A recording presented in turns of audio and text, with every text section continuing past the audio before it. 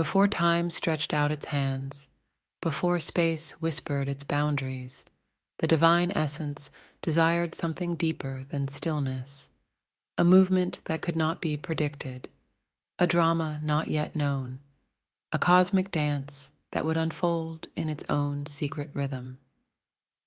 So, for the 137th time, the essence split itself into two ancient forces, not halves, but eternal counterparts, each embodying time itself, the past and the future, the feminine and the masculine, unchanging and unknowable.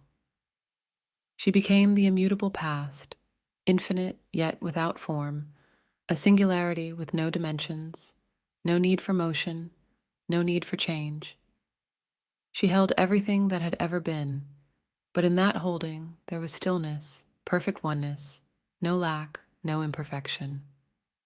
She was whole, and in her completeness nothing moved, no breath, no stirring, only the quiet certainty that all was contained within her. And he became the unknowable future, limitless, undefined, a sea of pure potential, a quantum field with every possibility, yet nothing that had become. He waited, silent and vast, his power resting in what might be, not in what was. Together they stood, she the fixed point, he the infinite horizon. But nothing happened. No dance, no drama, no unfolding. For why should she need? She was already complete. She lacked nothing, and in her wholeness the dance could not begin. The divine essence watched, realizing for the first time that it was her perfection, her endless oneness, that held the universe still, suspended in a state of timelessness. Without need, there is no motion. Without imperfection, there is no story. She had no reason to move, no desire to change. The essence, desiring to see more than this stillness, brought itself into the dance, a small but deliberate disturbance, a ripple in her oneness, just enough to be felt, just enough to stir the quiet perfection. This introduction, though subtle, was an imperfection to her. It was something that needed to be resolved, something to return to zero, to bring back the stillness. But before she could act, something else responded. The unknowable future, silent, passive, this field of potential, did not remain passive at all. Without warning, without thought, he moved.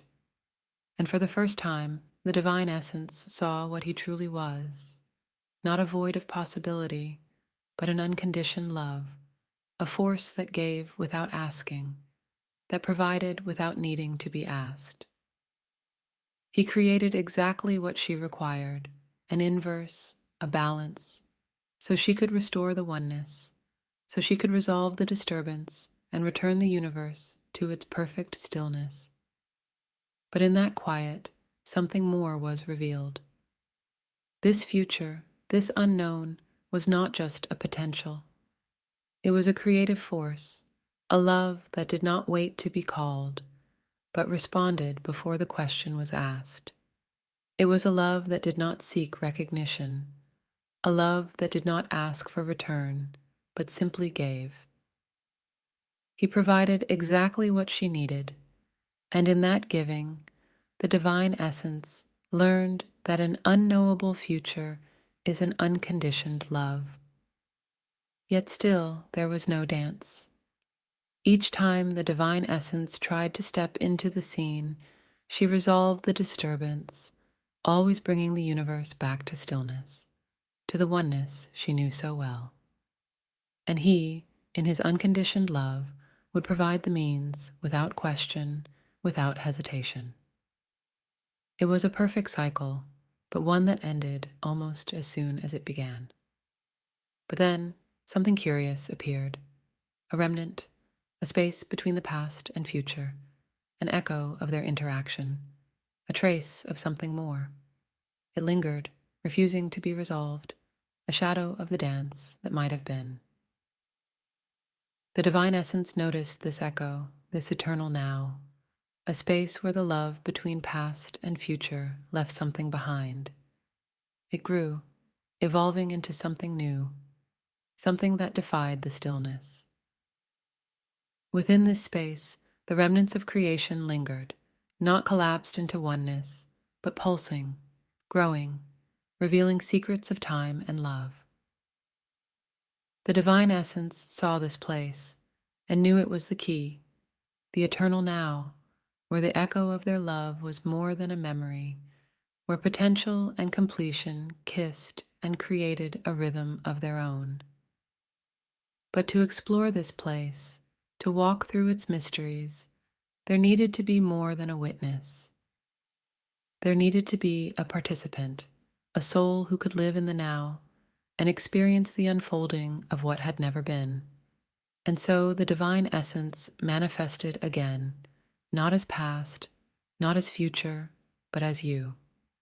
You, the reader, are the divine in this dance, the history maker, the one who walks within the eternal now.